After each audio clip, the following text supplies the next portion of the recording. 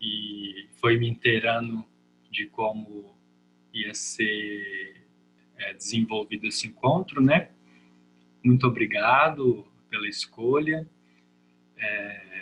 Eu vou fazer uma breve apresentação. Eu não sou muito de ficar falando demais.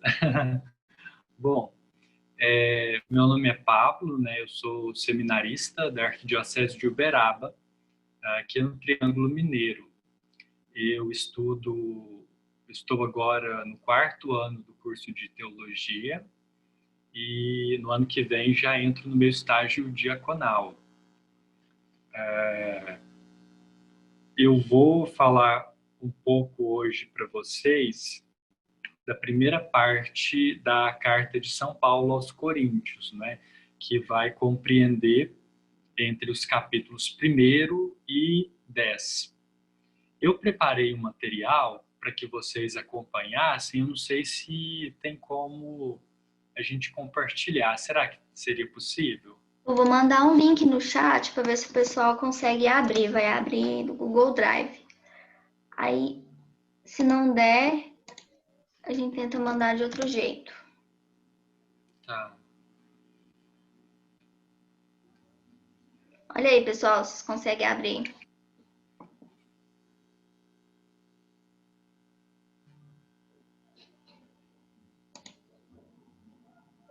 Dá para mandar o arquivo também.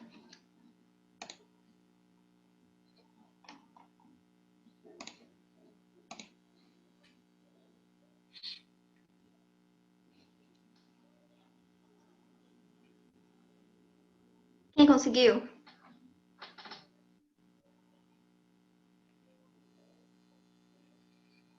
Dei no chat. Bate-papo.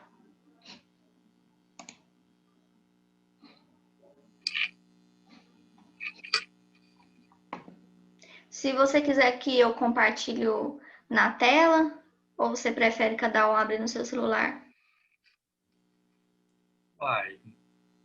Pode ficar mais fácil para vocês, porque eu abri aqui meu computador aqui do lado para acompanhar também, mas se vocês quiserem fazer isso para ficar a visualização para todo mundo. Vou compartilhar. Tá? Às vezes tem gente que tá pelo celular e não consegue ver os dois, né? Pode ser.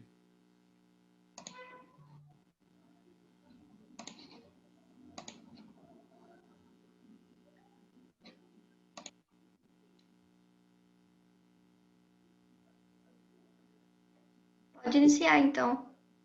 Fica à vontade. Bom,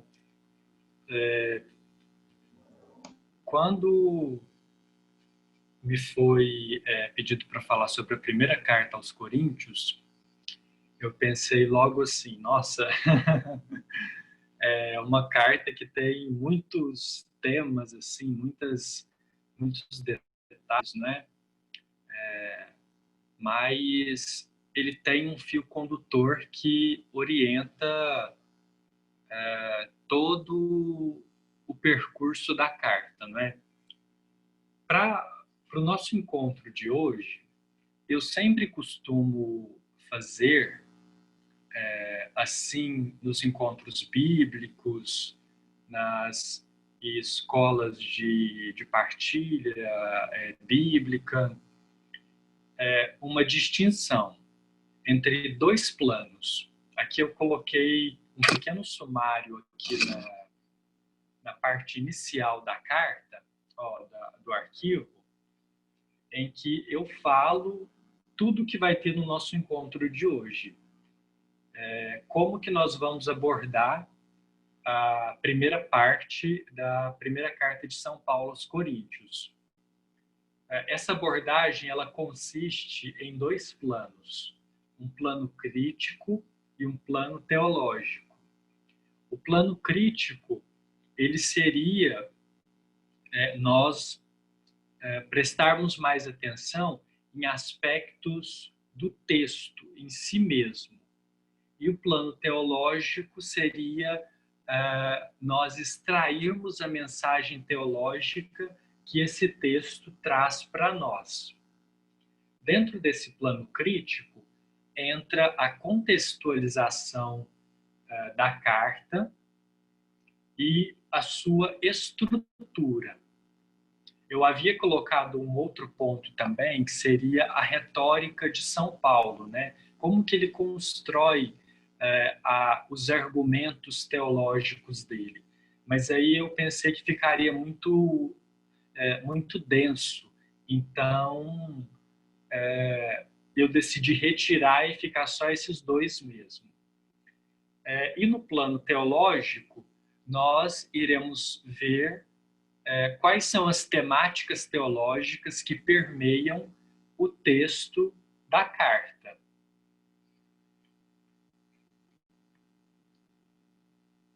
Eu pensei em, a partir disso, nós fazermos uma leitura dinâmica depois, né?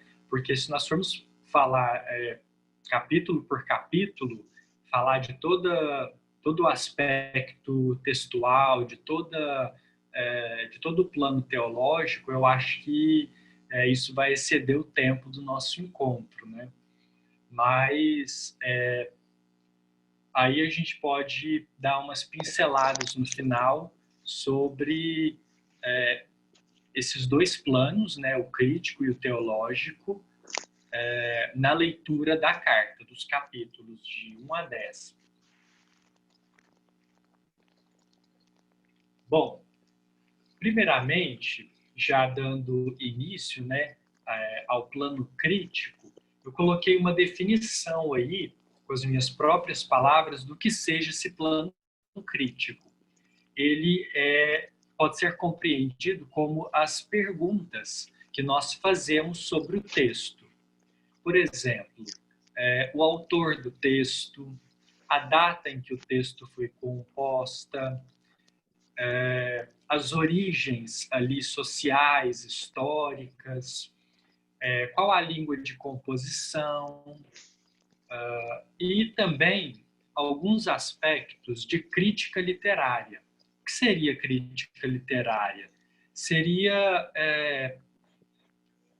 delimitar, por exemplo, personagens, narração, cena, a psicologia ali do texto, figura de linguagem, recurso retórico. Isso está mais ligado a, por exemplo, em romances, histórias, livros que a gente lê que não é a Bíblia. Tudo isso existe nesses livros, né? Então, no texto bíblico não é diferente. Existe também no texto bíblico. Bom, especificamente agora, vamos ver a contextualização histórica da carta. Nesse primeiro encontro, como é o primeiro, né, eu vou procurar falar de algumas coisas que vão englobar a carta inteira, porque ela é um conjunto. Então, eu acredito que não há como nós falarmos de aspectos contextuais apenas de determinados capítulos.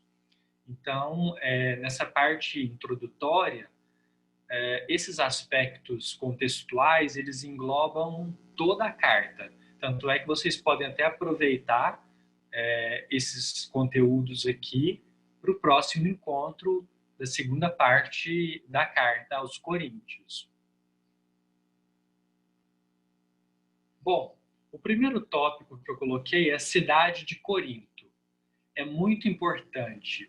Assim, eu acho que é o tópico mais importante para nós assim prestarmos atenção. Por quê? Porque a sociedade de Corinto, ela tem costumes e práticas morais que vão, como eu vou dizer, que vão contrariar a perspectiva evangélica, que vão contrariar o evangelho pregado por Paulo. Então, por exemplo, aqui eu coloquei uns dados geográficos, mas não tem muita importância, pulando já para a segunda linha, né? Corinto era uma cidade marítima. E nessa cidade marítima eram cultuados dois deuses gregos em particular. O primeiro era Afrodite, a deusa do amor, da beleza, dos prazeres. E o segundo deus era Apolo, o deus da inteligência e da poética, ou seja, da eloquência, da retórica, da sabedoria do mundo, já entrando no primeiro capítulo da carta aos Coríntios. Ao longo do tempo, a cidade de Corinto ela foi crescendo de uma forma avassaladora. Ela chegou a ocupar assim 3 grandes núcleos populacionais que juntos formavam uma área de mais ou menos 15 quilômetros quadrados.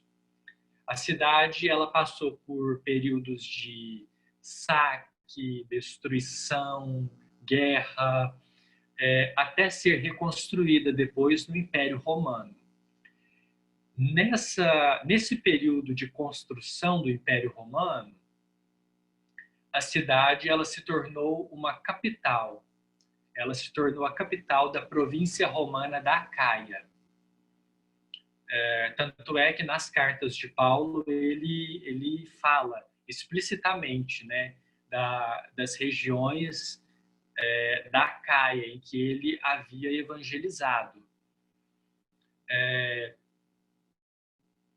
Diante disso, Corinto se formando em uma província romana, ela se transformou em um centro de poder, em um centro do governo do imperador romano.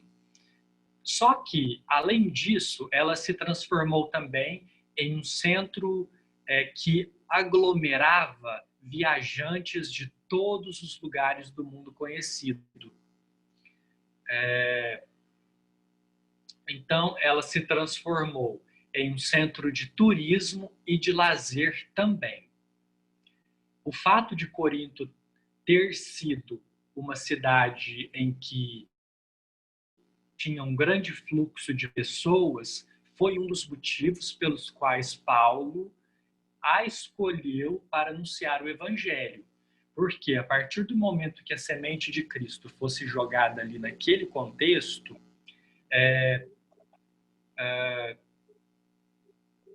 assim, era a garantia certa de que ela se espalharia.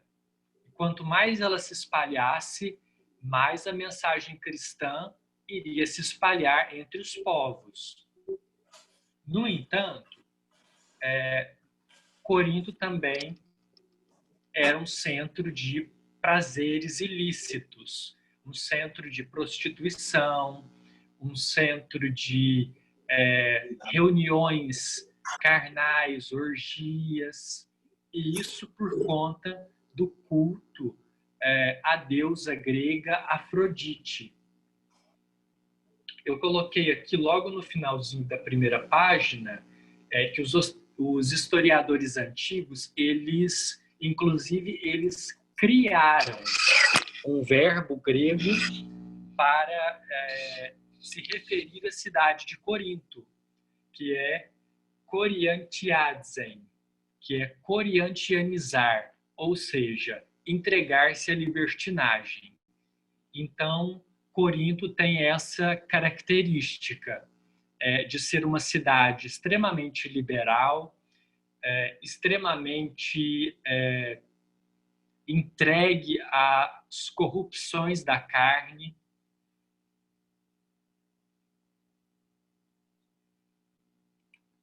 Por ser uma cidade de influência grega, mais embaixo na segunda página, tanto é que haviam Jogos Olímpicos de 2 em 2 anos, os famosos Jogos Olímpicos gregos.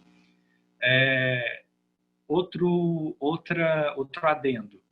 Esses Jogos Olímpicos, isso faz parte do contexto da cidade de Corinto, motivo pelo qual Paulo, ele dentro da sua carta, ele utiliza figuras que levam a refletir sobre esses jogos, como o venci o bom combate, guardei a fé, a figura do atleta, a figura da coroa da vitória. São todas figuras vinculadas à realidade do esporte, vinculadas a esses Jogos Olímpicos. Dentro também da sociedade coríntia, havia a questão mitológica. Por exemplo, Corinto era uma cidade influenciada pela cultura grega, muito influenciada pela cultura grega.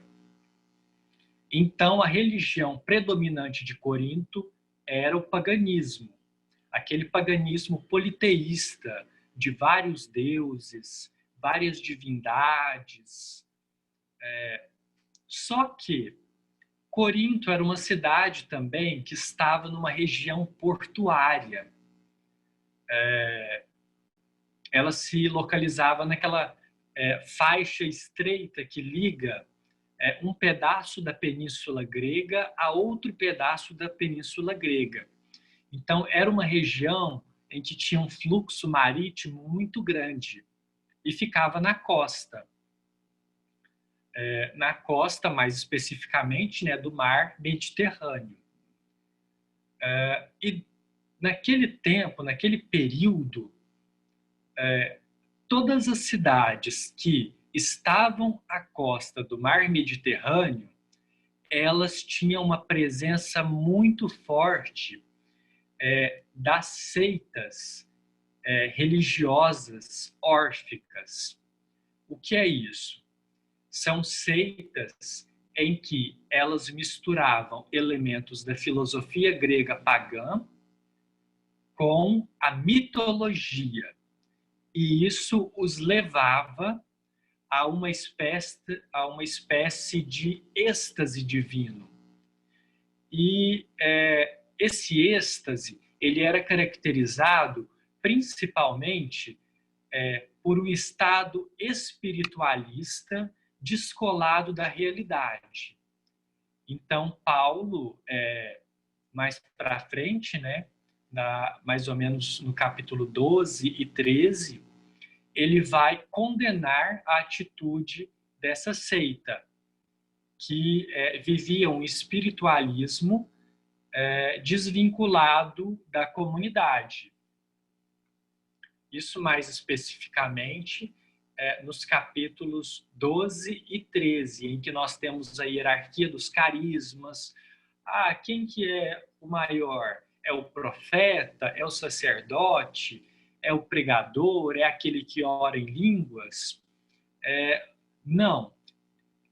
Esse discurso de quem é o maior, isso é fruto da influência dessas comunidades órficas, que tinham como um estado superior o fato de rezar em línguas.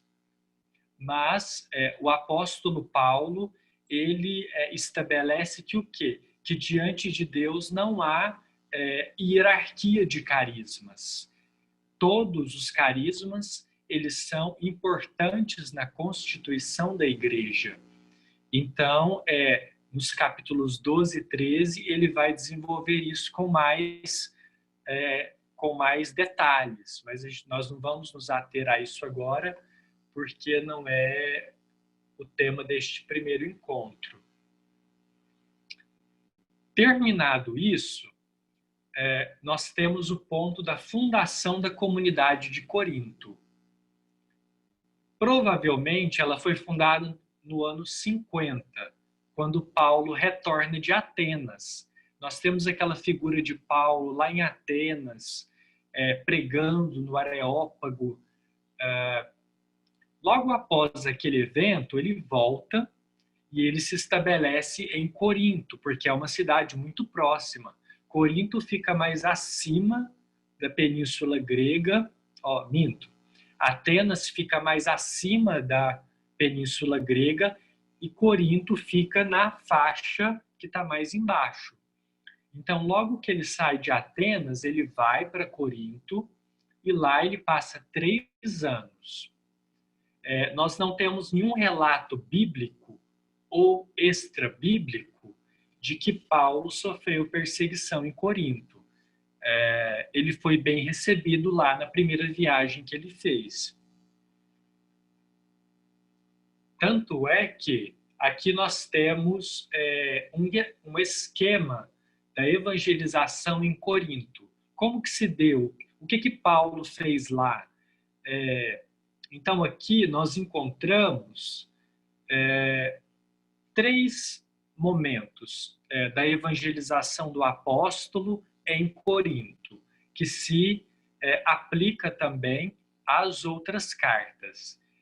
O primeiro aspecto é que Paulo pregava nas sinagogas em dia de sábado, porque ele era judeu. Paulo não era cristão, Paulo era judeu. O cristianismo, a noção de cristão, ela vem muito tempo depois. O segundo passo, havia um rompimento com os judeus. Paulo pregava o Cristo, os judeus se rompiam. E logo em seguida, ele vive na casa de um prosélito. O que é um prosélito? Um judeu que aceita a mensagem de Jesus como seu único salvador. Em todas as cartas, com exclusão das cartas pastorais, que eu vou falar mais adiante aqui, ele é acolhido por um prosélito. Na primeira carta aos Coríntios, esse prosélito é Crispo. Crispo e toda a sua família. Agora nós entramos nas motivações da carta.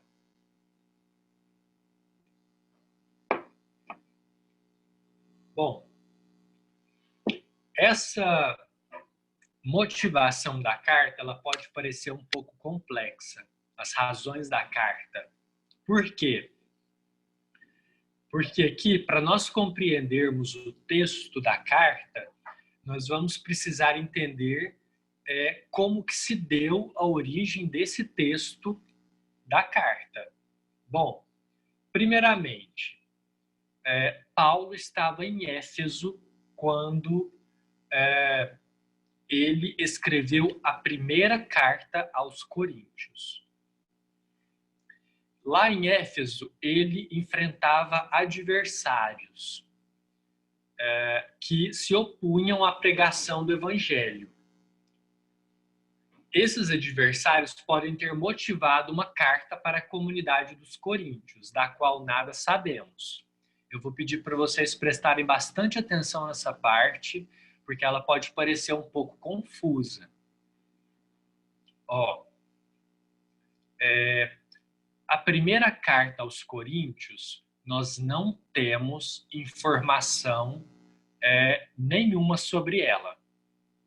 Por quê?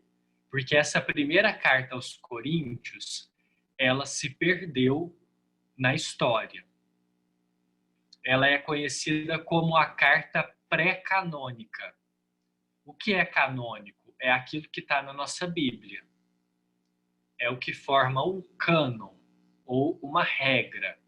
Então, cartas canônicas são aquelas que estão na nossa Bíblia. Existiram quatro cartas aos Coríntios, sendo que a primeira se perdeu. Restaram as cartas canônicas que a gente tem na nossa Bíblia hoje, que é a primeira e a segunda aos Coríntios. No entanto, a primeira canônica é a segunda cronológica. Por quê? Porque a primeira cronológica é aquela que a gente não tem notícia, porque se perdeu na história. E a segunda canônica que nós temos na Bíblia, ela é a quarta cronológica. Por quê?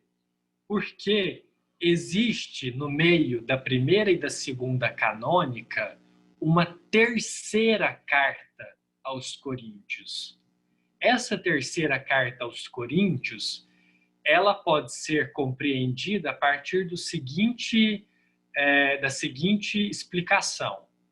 Essa terceira carta são fragmentos de cartas. Ou seja, aqui eu até coloquei o exemplo. A segunda carta aos Coríntios, capítulo 2, versículo 5, seguintes. Essa terceira carta aos Coríntios são fragmentos que foram anexados tanto na primeira carta canônica quanto na segunda carta canônica. Ou seja, teoricamente, nós temos a primeira, a segunda e a terceira carta canônica. A primeira, a segunda e a terceira carta aos Coríntios.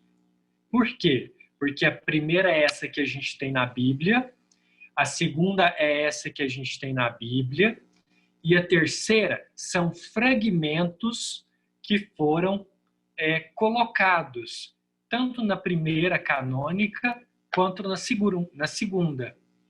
Vocês conseguiram entender essa parte? Eu preciso que vocês se manifestem agora só para eu saber se ficou clara essa parte. Porque essa é a parte mais complexa dessa introdução à carta aos Coríntios.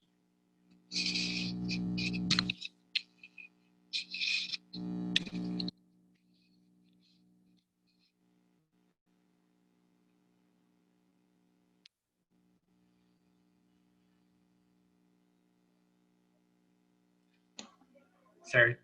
O pessoal tá dando ok na câmera, pode continuar. Tá dando? Ah, tá, ok. Se alguém então. tiver alguma dúvida agora e quiser ligar o microfone, pode, né, Pablo? Pode, tranquilo. Mas eu acho que tá tranquilo. Bom, tá, não, então tá certinho. Bom, então aí a gente tem a evidência da carta anterior. Mas como que nós sabemos que tem uma carta anterior se ela foi perdida? Porque na própria primeira carta aos Coríntios canônica, tem uma menção de que Paulo já havia escrito uma outra carta antes dessa, que está nessa passagem que eu coloquei aí, a 1 Coríntios, capítulo 5, versículo 9 a 11. Então, essa é a evidência histórica do texto bíblico. Bom, e terminando essa parte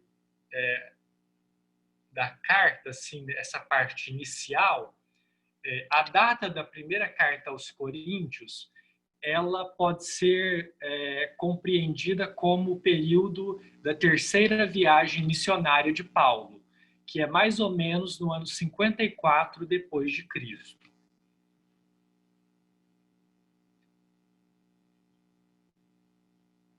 Bom, agora, saindo daquela perspectiva, daquela parte lá toda de análise, de estudo mesmo, assim, mais aprofundado, vamos agora entrar nas cartas canônicas que a gente tem. Mas eu vou dar uma ênfase para o tema do nosso encontro. Bom, como que se deu a origem dessa primeira carta? Sabemos que teve uma carta pré-canônica, em que Paulo já havia se comunicado com os coríntios. Então, nós sabemos que ele mantinha uma correspondência com a comunidade de Corinto. Correspondência essa que nós não temos acesso. Essa primeira carta que nós temos na Bíblia e que nós temos acesso, ela vem a partir de uma necessidade pastoral.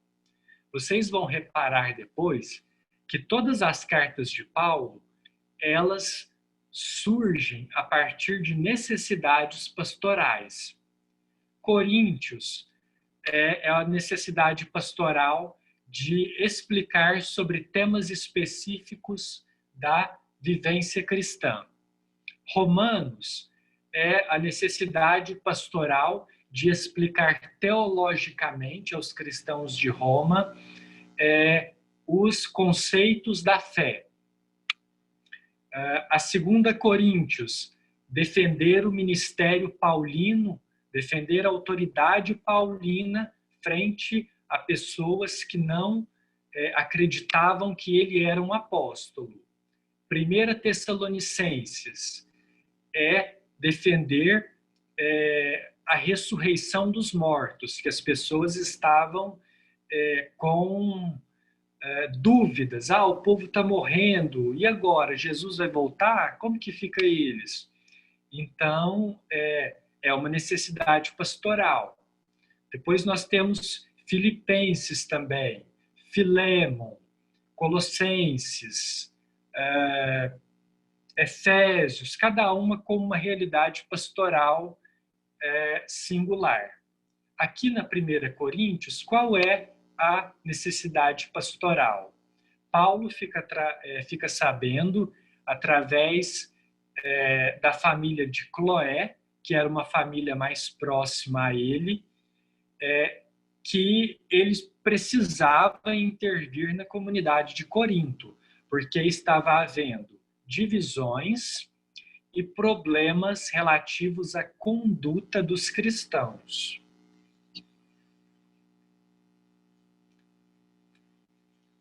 Bom, aqui logo abaixo, cartas canônicas através da família de Cloé. Aqui embaixo, na 1 Coríntios, aqui eu coloquei de uma forma sintetizada quais são os temas de cada capítulo. Aqui, esses são os temas centrais de cada capítulo da carta. Eu coloquei aqui de uma forma que englobe a carta toda, né? Mas aí a gente vai ficar aqui com o quê? Vamos ficar com as divisões do primeiro ao quarto capítulo, o caso do incestuoso, os tribunais civis, matrimônio e virgindade, que englobam um único bloco, e os problemas das carnes sacrificadas aos ídolos, que compreendem um único bloco também.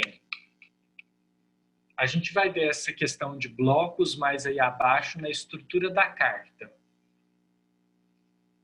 Bom, agora, algo que eu gostaria muito de deixar para vocês também como um conhecimento a mais desse encontro, que é a questão da autoria. Por exemplo, quem escreve as cartas? Mas aí você pode me falar, Paulo que escreve as cartas. Mas nem sempre foi assim na antiguidade, porque o contexto cultural da antiguidade é diferente do nosso hoje. Então, por exemplo, vamos pegar quando você está na faculdade, você vai escrever um TCC. Tem que ir o nome do seu orientador também. Você não pode publicar um TCC só com o seu nome. Tem que ir o nome do orientador lá na folha lá no começo. Eu esqueci o nome da folha agora, mas é lá no começo. Você tem que levar o nome do seu orientador. Por quê? Porque academicamente ele é o seu mestre, ele que te orientou naquilo que você estudou. Na antiguidade funcionava desse jeito também. Só que na antiguidade a gente tem umas peculiaridades. Por quê? Porque na antiguidade eles não colocavam o nome de quem escrevia, eles colocavam o nome só do orientador, só de Paulo. Então, por exemplo, quando a gente fala cartas paulinas, existem 13 cartas paulinas no Novo Testamento. No entanto, Paulo escreveu de próprio punho só 7. Apenas 7 cartas foram escritas autenticamente por Paulo, que são a 1 Tessalonicenses, Romanos, 1 e 2 Coríntios, Gálatas, Filipenses e Filémon. Mas e as outras? As outras, elas fazem parte de gerações posteriores à morte do apóstolo. Por exemplo, Paulo morreu Paulo deixou uma comunidade de discípulos dele, uma comunidade de alunos. Esses alunos, eles estavam se deparando com novas problemáticas pastorais dentro da comunidade em que eles estavam inseridos. Só que Paulo já tinha morrido. Como fazer diante disso? Eles fazem o quê? Eles fazem a carta, eles escrevem uma carta. Como é uma escola de discípulos de Paulo, eles têm os mesmos pensamentos de Paulo. Só que existem certas peculiaridades no texto. Por exemplo, uma palavra que você usa e que é costume só seu, um jeito que você constrói uma frase que é só seu, isso não tem como copiar. Então, a gente tem como ver essas diferenças por conta disso, porque nos textos autênticos de Paulo, ele tem essas características que as outras cartas não têm. Então, por exemplo, nós denominamos a segunda geração pós-Paulo, estão as cartas deuteropaulinas. O que é deuteropaulinas? É uma palavra grega que significa deuteros segundo, paulinas, né? Mas é deuteropaulinas, a segunda geração de cartas paulinas, que são a segunda Tessalonicenses, Colossenses e Efésios. E a terceira geração estão as cartas tritopaulinas, ou cartas pastorais, que é a primeira e a segunda carta Timóteo e Tito. Essa terceira geração, ou tritopaulinas, elas foram cartas dirigidas da comunidade de discípulos de Paulo para pessoas específicas de outras comunidades. Quem são essas pessoas? Timóteo e Tito. Pessoas a quem o próprio Paulo tinha um contato muito íntimo, eram assim, discípulos, como eu vou usar a expressão, alunos assim, primeira classe, digamos assim, na missão de evangelizar. Então, essas tritopaulinas foram escritas nesse sentido. Mas essa que nós estamos vendo hoje, a primeira carta aos Coríntios, foi Paulo mesmo quem escreveu. Dentro dessas cartas, nós temos aqui a primeira Tessalonicenses, que é a carta, digamos assim, uma das cartas mais curtas, né? Mas foi o primeiro escrito do Novo Testamento. Nós temos Romanos, que é a carta mais densa teologicamente falando, porque trata, sim, dos principais temas teológicos do pensamento de São Paulo. Nós temos a primeira, a Coríntios, que é de questões práticas. A segunda, defendeu o magistério de Paulo. Gálatas, que trata sobre a questão dos judaizantes com os cristãos na comunidade da Galácia, né? Tinha um pessoal lá que queria voltar a seguir a lei de Moisés. Só que Paulo falou, não, a lei de Moisés, ela é válida até a vinda de Cristo. Depois que Cristo veio, a lei, ela perde o seu efeito. Filipenses, que nós temos a chamada o hino cristológico, em que o Cristo, ele desce à humanidade, ele se encarna e depois ele sobe para o Pai. Ele se faz um de nós. E Filemão é uma carta com um conteúdo mais social. É uma carta em que Paulo ele vai dirigir a um amigo seu que é Filemon, para que ele tenha, digamos assim, bons modos com o servo dele, que era Onésimo. Então, o Filemon ele não estava dando um testemunho cristão para com o servo que trabalhava na casa dele, Onésimo. Aí ele manda essa carta puxando a orelha dele. Mas, enfim, as cartas paulinas são essas. Bom, por fim, a língua.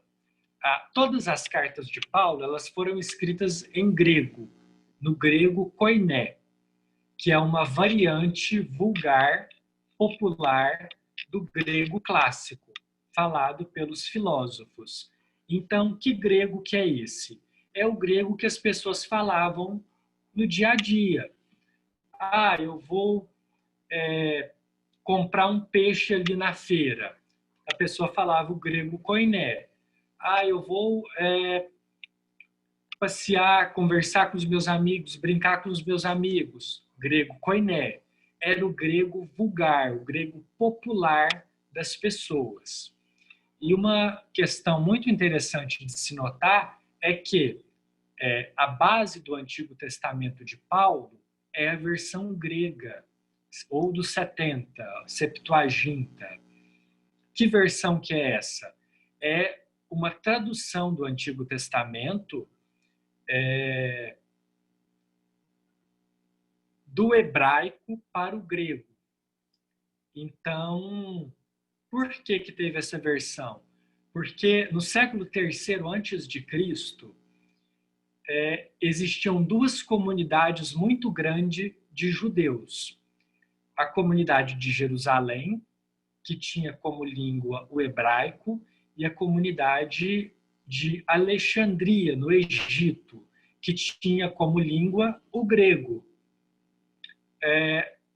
O rei de Alexandria, eu não sei agora se é rei lá o nome, mas eu acredito que é rei, que eu não tinha chegado ainda a Faraó, se não me engano.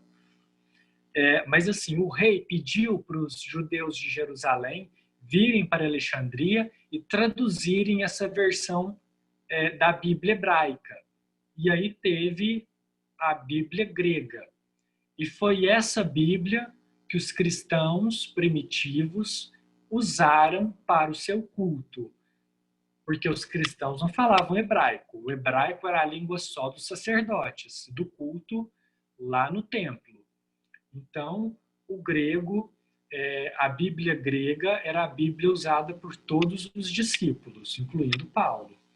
E daí ele escreve as suas cartas em grego. Deixa eu ver aqui se eu pego um exemplo aqui. Eu vou tentar colocar na câmera. Eu não sei se vai pegar. Deixa eu pegar o início.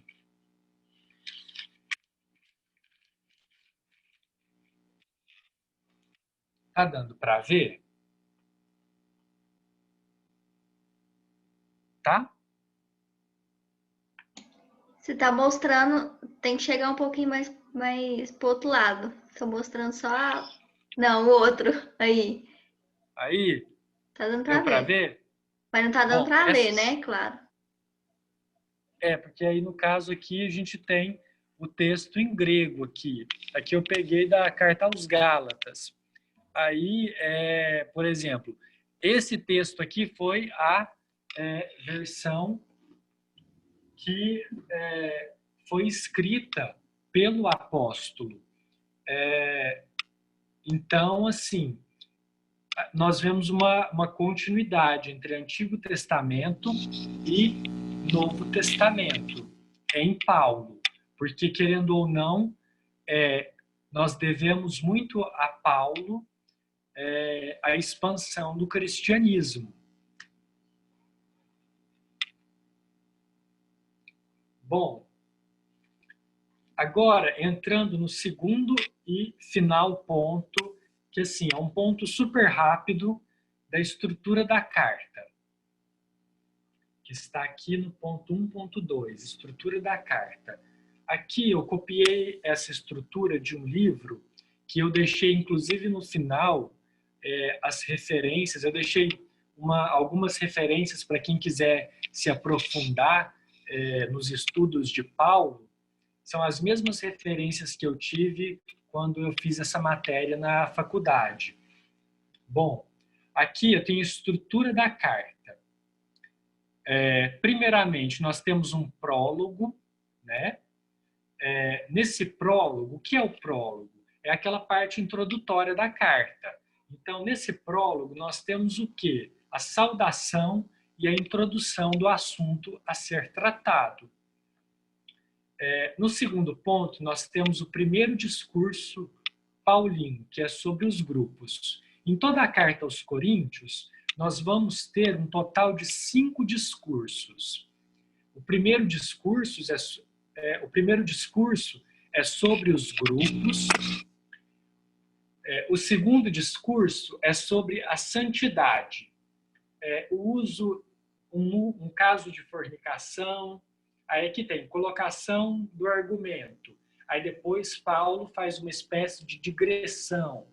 Ele usa esse exemplo para puxar um outro exemplo que também é um problema na comunidade, que era a apelação dos cristãos em tribunais gentios, em tribunais pagãos. E depois, no final, a gente tem uma solução. Aí, logo em seguida, para fechar esse primeiro discurso, ele trata sobre o matrimônio e a virgindade. No terceiro discurso, ponto 4, ele fala das reuniões, as assembleias.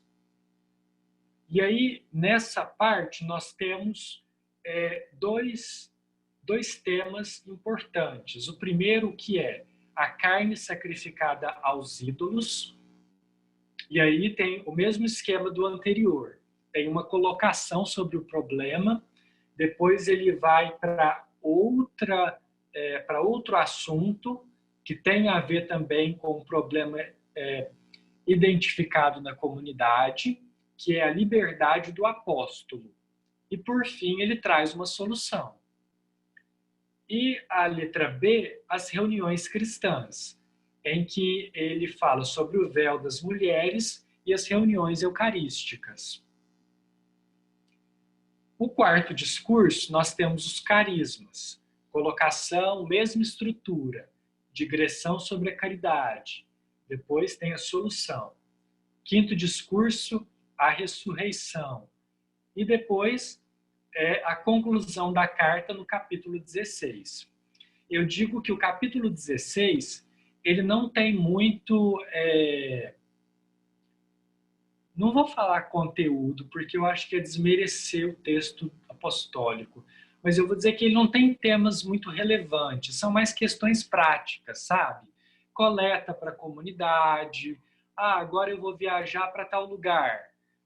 Eu vou te dar essas orientações, Tito. Ou então Timóteo. Então não tem muitos conteúdos ali a serem aprofundados, né? E tem a saudação final também, em que ele se despede da comunidade. Aí aqui, essa é a estrutura, assim, nua e crua da primeira carta aos Coríntios inteira. Só que, aí agora, entrando no plano teológico. No plano teológico, eu vou abordar somente os capítulos desse encontro, que é o 1º até o 10º. Mas mesmo assim dá muito pano para manga, viu? Bom, antes de eu entrar no plano teológico, tá ficando claro tudo que assim que eu estou tentando expor? Que às vezes eu tenho receio de estar falando muito aqui, e às vezes as pessoas não estão entendendo.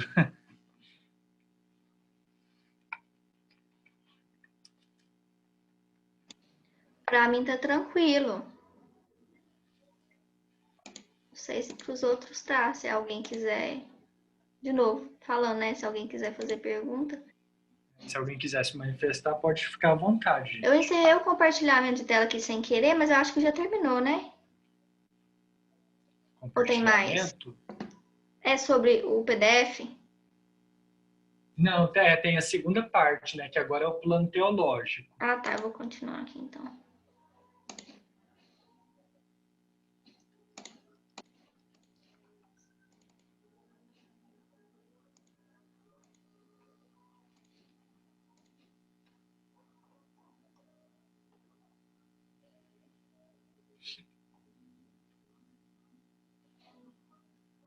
Isso. Era ali para cima. Isso, temas teológicos. Bom, antes de entrar nos temas teológicos, uma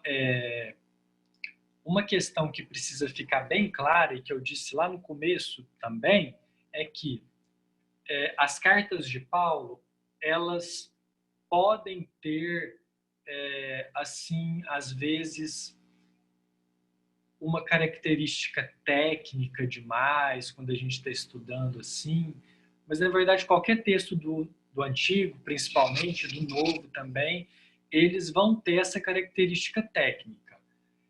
No entanto, em Paulo, o intuito do apóstolo é sempre pastoral, é sempre corrigir desvios que estavam acontecendo na comunidade.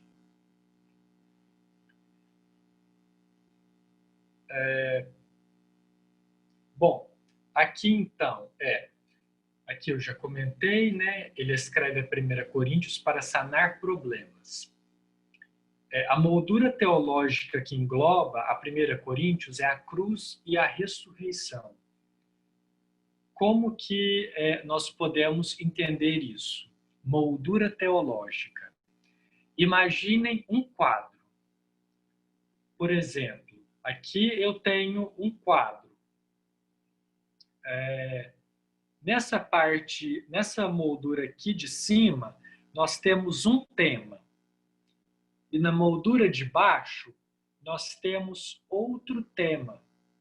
Temas teológicos. Esses temas, eles englobam tudo aquilo que está no meio.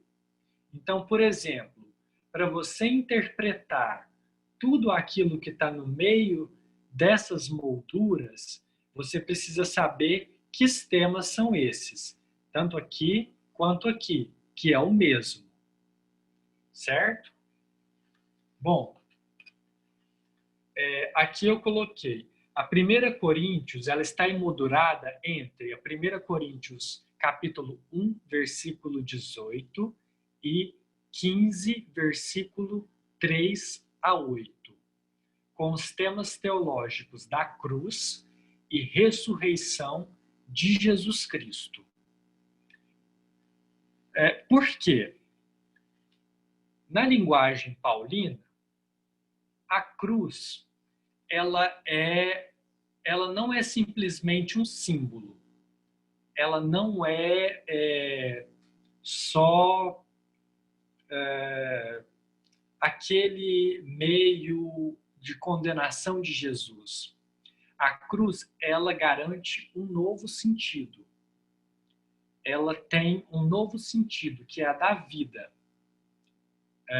E que é também a vivência, né, do mistério pascal de Cristo. Paixão, morte e ressurreição. Esse mistério é o que garante a vida. Então, a cruz, ela é sinônimo de vida. Ela é potência de vida. Eu digo isso por quê? Porque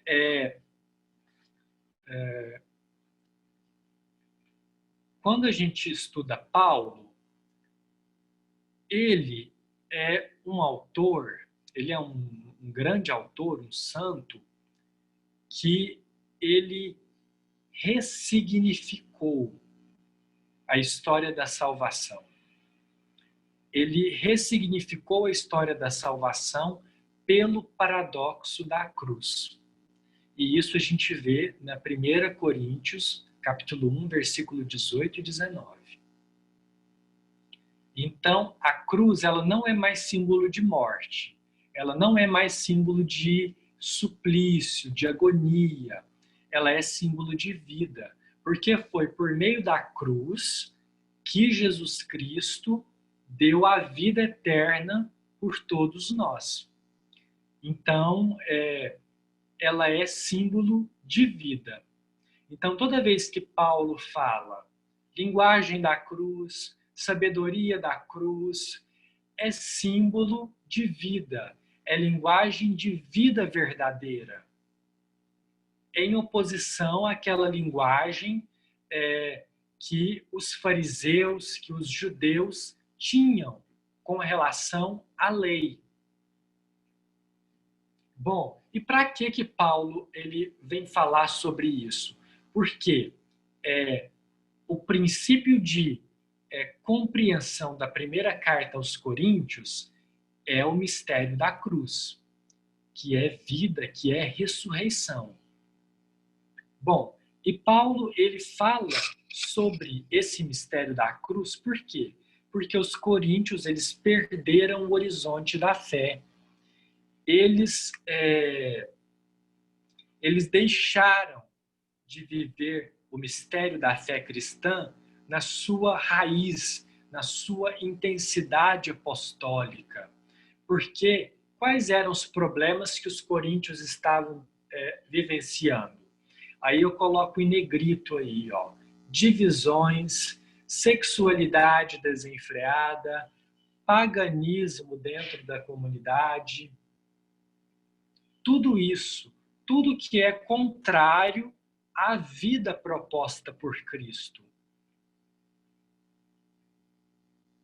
Indo mais embaixo, agora sim, entrando em uma leitura propriamente dos capítulos da primeira carta aos Coríntios, aí eu separei por blocos. Aqui, deixa eu ver aqui. Nós temos aqui 3 blocos, que são os blocos que se referem ao tema do nosso encontro de hoje.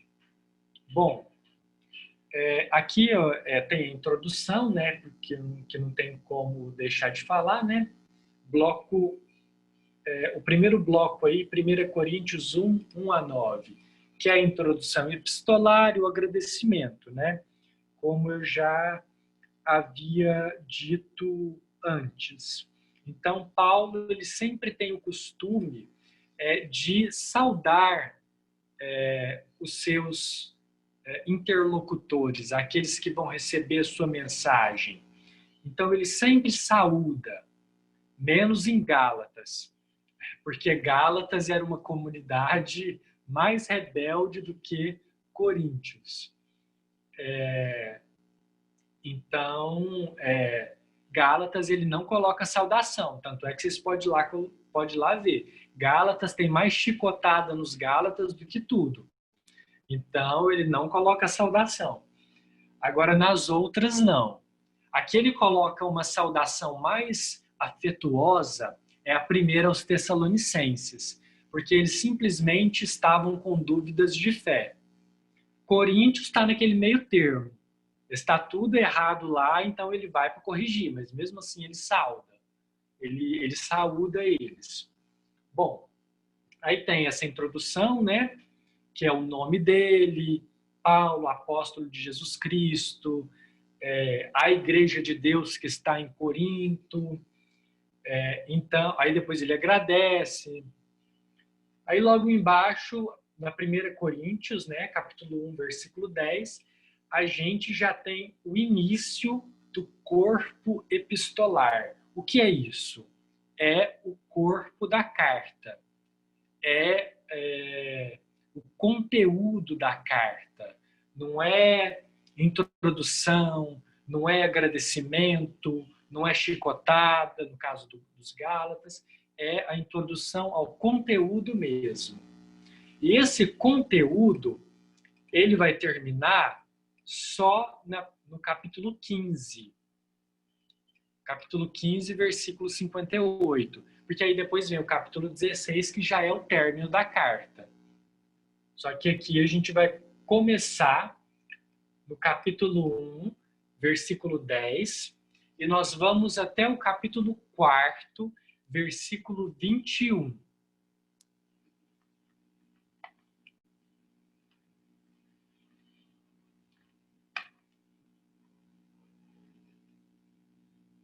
Bom, com relação a esses blocos, eu creio que não vai dar tempo de nós lermos todas as passagens, mas eu vou dar para vocês as chaves de leitura dessas passagens, porque aí fica mais fácil depois vocês compreenderem assim,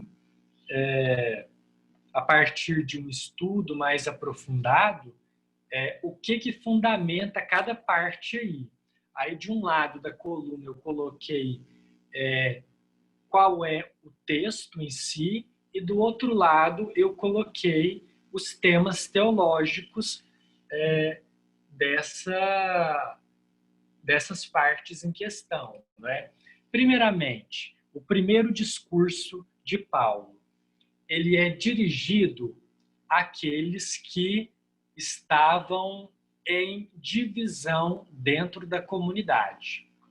Esse foi o primeiro problema que ele foi procurar solucionar, que eram as divisões partidárias relacionadas à autoridade apostólica.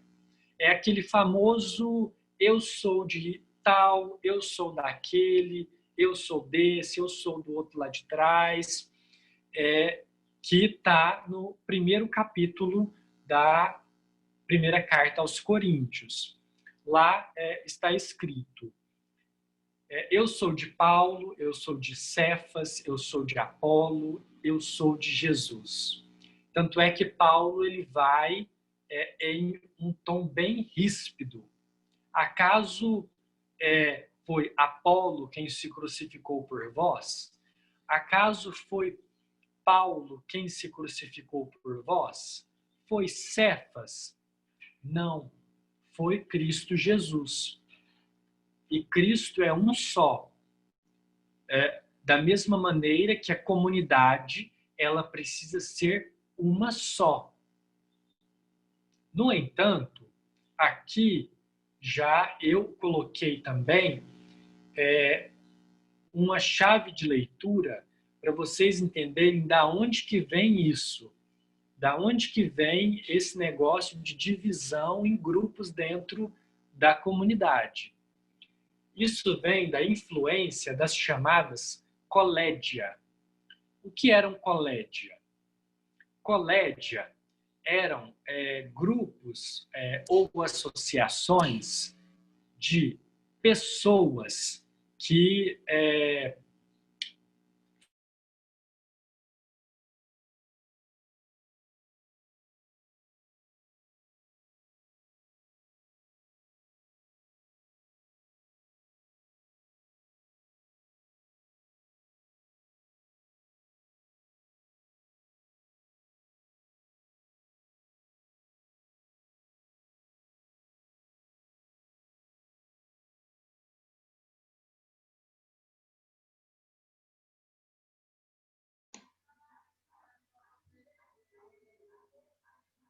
Pablo, está aí?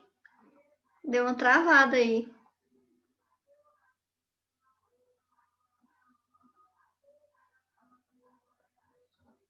Ele caiu.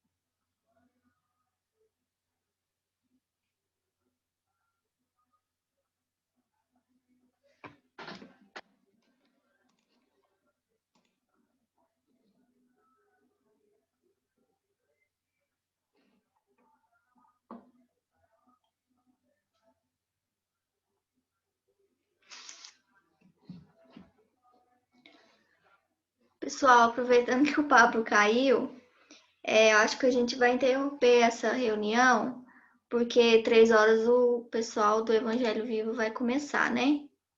Então a gente tem que gerar outro de outro perfil. Aí eu vou interromper e já mando outro link, pode ser? Vocês estão me ouvindo? Agora sim.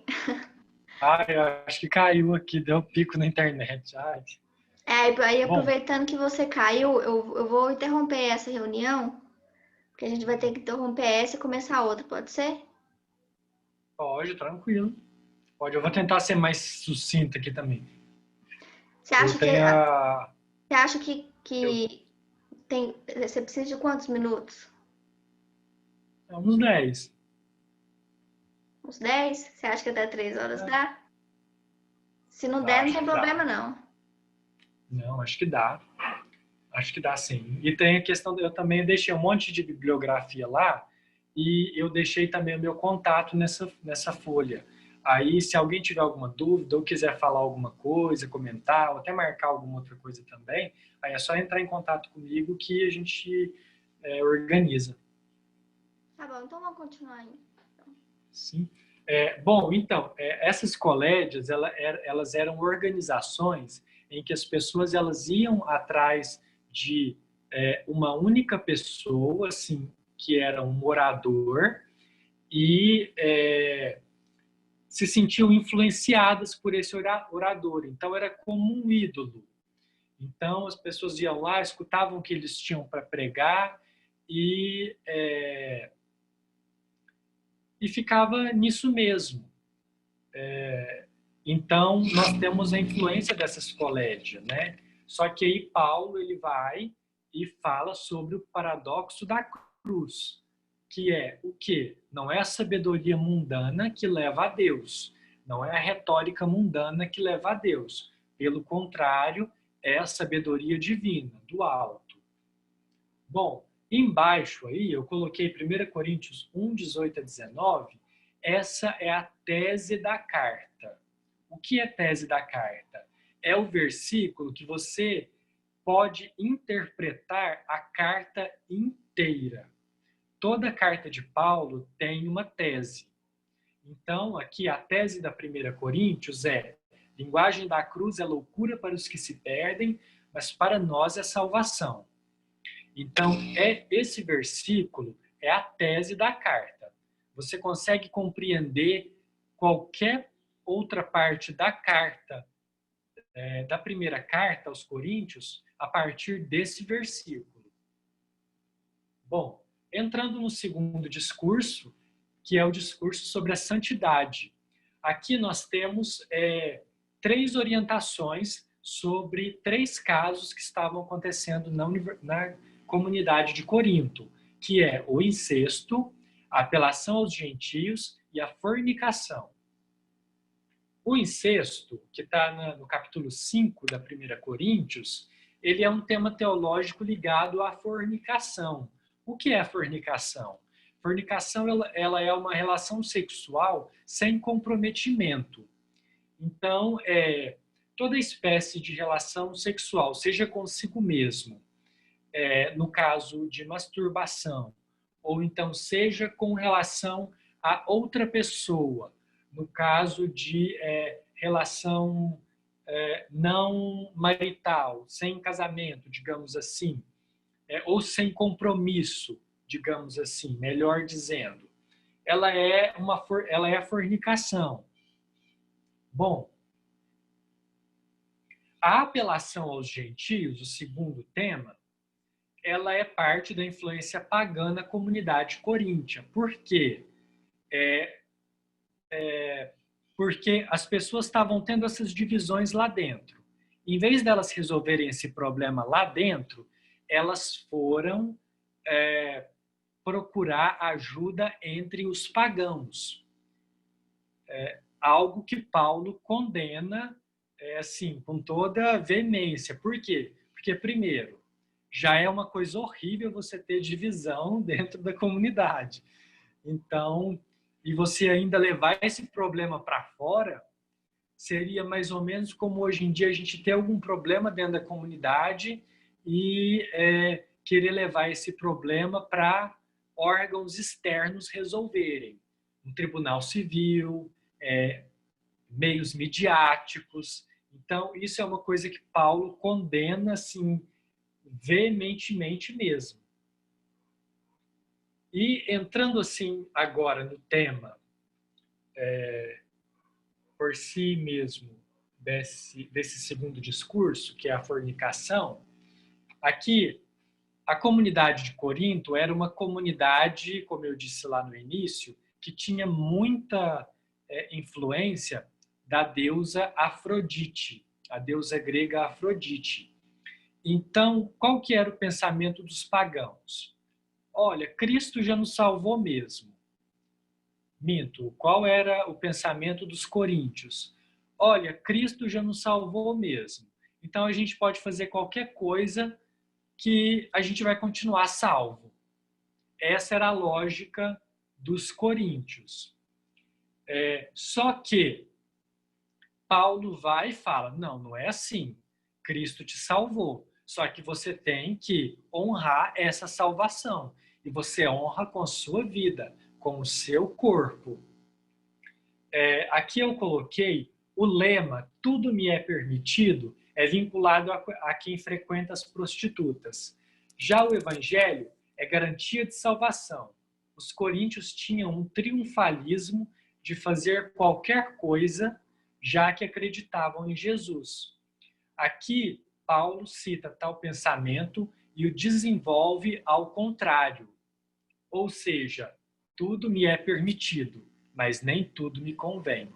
A primeira parte dessa frase era o lema dos pagãos e dos coríntios. Mas tudo me convém é um acréscimo de Paulo, que ele coloca para explicar como que é a vida cristã na comunidade. Ou seja, você pode viver entre os pecadores. Isso não diz de você viver dentre os pecadores. Só que a sua atitude enquanto cristão tem que ser daquele que é filho de Cristo, filho de Deus. Aqui eu coloquei uma parte mais de aprofundamento, né, da palavra permitido, lícito, autoridade. Aí eu vou deixar para vocês lerem com mais calma depois. Aí, tendo alguma dúvida, é só entrar em contato comigo, que eu deixei aí nesse arquivo as minhas redes sociais e contato. Bom, passando para outra página, a união com Cristo, só a união com Cristo qualifica a liberdade. É Cristo que vive em mim, como diz Paulo em outra carta.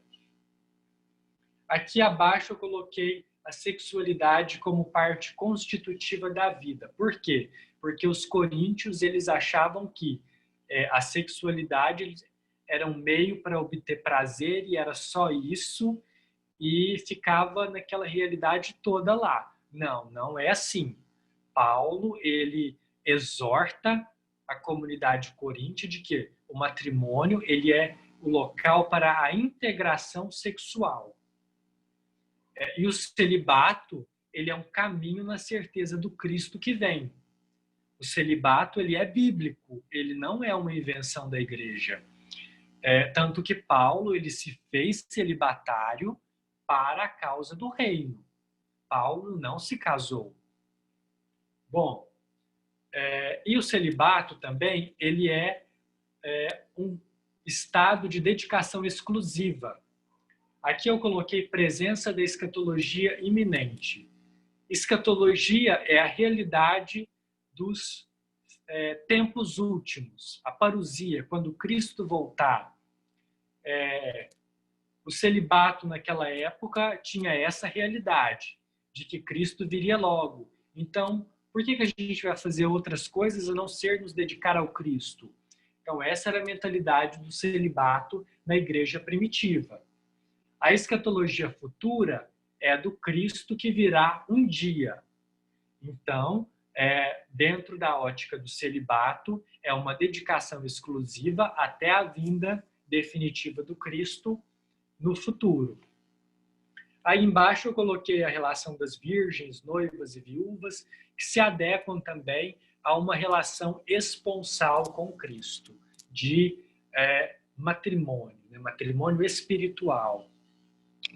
Bom, e no terceiro e último discurso dessa parte, nós temos as reuniões, que é do capítulo 8 até o 10. Bom, nesse discurso, nós temos a ênfase na liberdade e identidade dos crentes frente à sociedade. O contexto é o das carnes que eram ofertadas aos ídolos pagãos nos banquetes cultuais. Isso era costume na sociedade coríntia. Por quê? Porque a maioria lá era pagão. E uma festa muito comum que esses coríntios participavam era a festa dedicada a Baco, o deus do vinho, e a Afrodite, a deusa do amor e dos prazeres. Nessa festa, eles tinha tudo em excesso.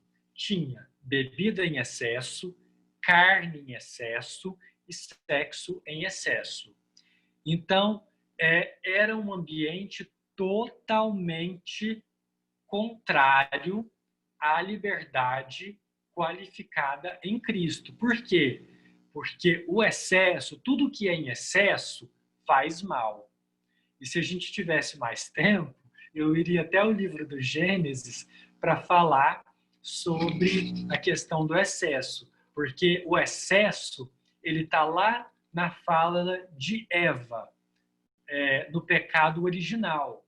Então, a dimensão do excesso, ela está ligada à dimensão do pecado. Mas como nós não temos tempo, vamos terminar essa parte aqui agora.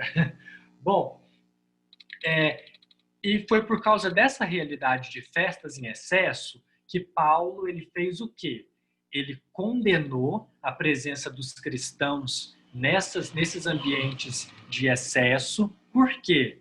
Porque o princípio do cristianismo é amar a Deus a si mesmo e ao próximo.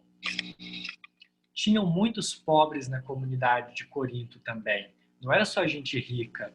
Então, esse pessoal rico ia para essas festas de banquete, comiam demais, festejavam demais e deixavam os pobres. E depois deles terem ido a essas festas, eles iam lá na reunião eucarística no domingo, não é? Para comungar do corpo de Cristo. Então, pensem comigo, isso é um paradoxo. Isso é, digamos assim, mais escrupulosamente falando, isso é uma hipocrisia. Então, Paulo condena essa atitude e também ele depois, né, mais para frente, que agora excedeu mesmo, capítulo 10, mais para frente, no capítulo 11, ele vai descrever como que era a verdadeira ceia do Senhor, que aí é onde nós temos o primeiro relato da Eucaristia, o primeiro relato da missa, que é na primeira carta aos Coríntios, capítulo 11, versículo 27. E aí, diante disso, cabe a nós, né, eu coloquei um pontinho aqui final, cabe a nós, no dia de hoje, diante dessas chaves de leituras que eu coloquei aqui nesse arquivo, nos perguntarmos qual a atitude do cristão frente a isso tudo, frente às divisões, frente à sexualidade desregrada, frente ao comportamento nosso diante do mundo.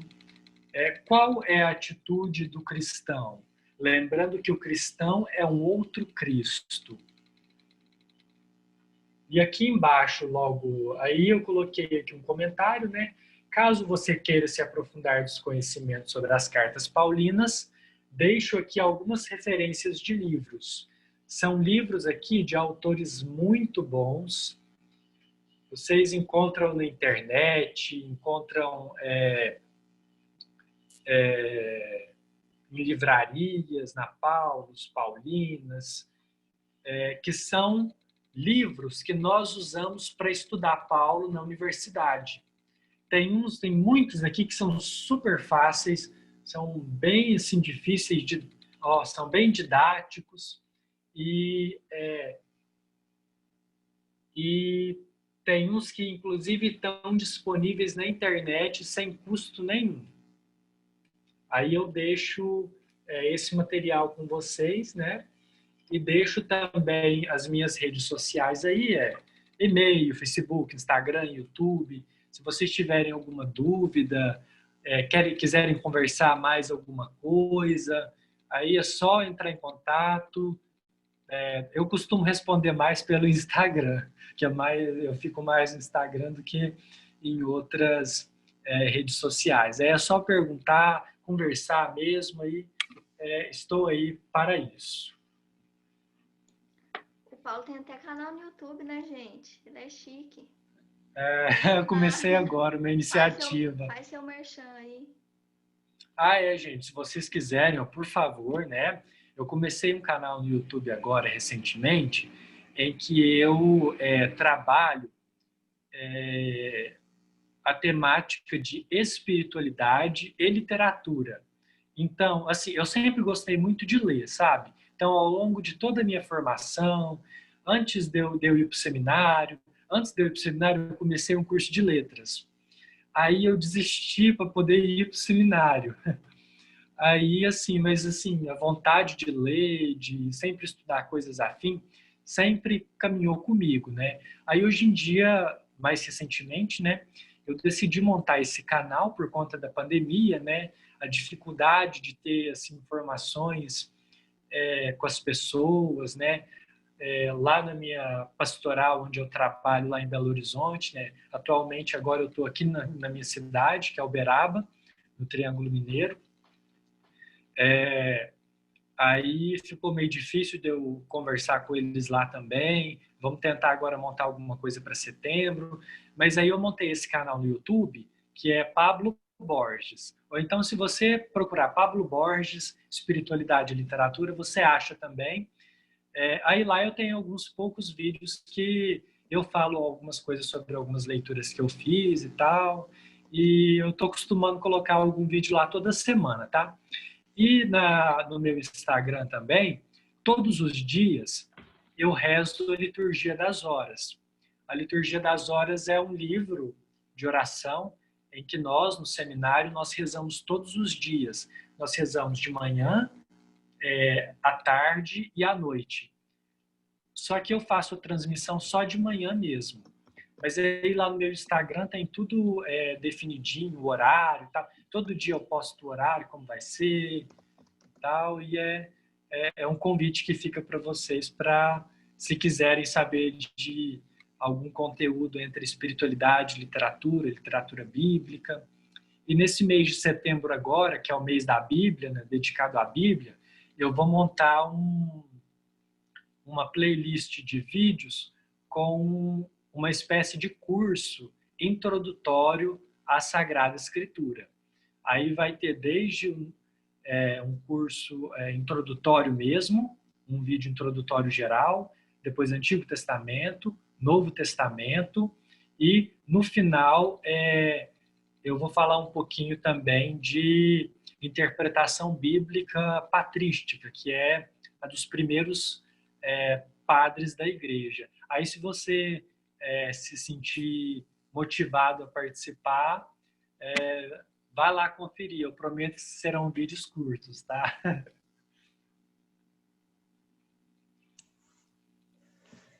Muito bom, Pablo. Pessoal, alguém tem alguma pergunta que ficou na dúvida aí enquanto o Pablo falava, que já quer esclarecer agora? Ou depois vão reler aí essa parte da carta e surgindo alguma dúvida, né? Como o Pablo disse, ele está à disposição aí nas redes sociais.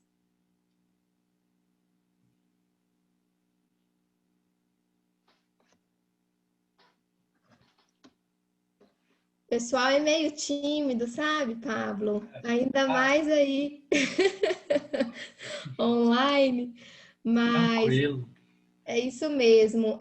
A gente agradece, né, você por ter aceitado o convite aí, pelo seu sim estar conosco hoje, por trazer tanto aprendizado, essa introdução que você fez aí dos escritos, né, das cartas. Sábado passado nós tivemos o primeiro estudo que foi da primeira carta aos Tessalonicenses, também foi muito bacana. E aí, dando continuidade, né, você veio trazendo além do que é a carta de São Paulo a Coríntios, do primeiro. Foi muito bacana, muito obrigada, viu? E pode deixar que nós vamos aí te seguir nas redes sociais para agregar mais aí do seu conhecimento. Obrigado. Obrigada mesmo, que Deus te abençoe muito. Amém, amém. E seja bem-vindo aí à nossa família, né? A família Cairós, do Obrigado. movimento de Cursilho. E sempre que você puder, nossos encontros agora vão aí por muitos dias estudando as cartas. Você pode estar conosco aí acompanhando também, tá Ah, que bom? bom, pode ser. Certinho. Agradeço demais pela oportunidade. Isso aí. Agora nós vamos, antes de encerrar, fazer uma oração inicial e a Laís vai conduzir para nós, final, né? Oração final. Eu queria, aproveitando o gancho, queria rezar por todos os estudiosos religiosos, né? Por todos os seminaristas, por todos os diáconos, por todos os padres, porque é uma parte fundamental também da nossa fé, né? Entender a profundidade dela. Pai nosso que estais no céu, santificado seja o vosso nome, venha a nós o vosso reino, seja feita a vossa vontade, assim na terra como no céu. O pão nosso de cada dia nos dai hoje, perdoai as nossas ofensas, assim como nós perdoamos a quem nos tem ofendido. E não os deixeis cair em tentação, mas livrai-nos do mal. Amém. Ave Maria, cheia de graça, o Senhor é convosco. Bendita sois vós entre as mulheres, bendito é o fruto do vosso ventre, Jesus. Santa Maria, Mãe de Deus, rogai por nós, pecadores, agora e na hora de nossa morte. Amém. São Paulo Apóstolo, rogai por nós. Estivemos e sempre estaremos reunidos em nome do Pai, do Filho e do Espírito Santo. Amém. Laís, eu queria também agradecer, né, aos demais que estiveram aqui conosco e convidá-los desde já para sábado que vem estar conosco novamente, onde daremos continuidade à carta de São Paulo, a primeira carta aos Coríntios, né? Então tá todo mundo convidado aí, sejam sempre bem-vindos. Sim. Então vamos encerrando. Bom final de semana para vocês, pessoal. Que Deus abençoe todos. E Bom até final a de semana a próxima. todos, gente. Até a próxima. Até mais. Fiquem com Deus, gente. Obrigado. Tchau, tchau.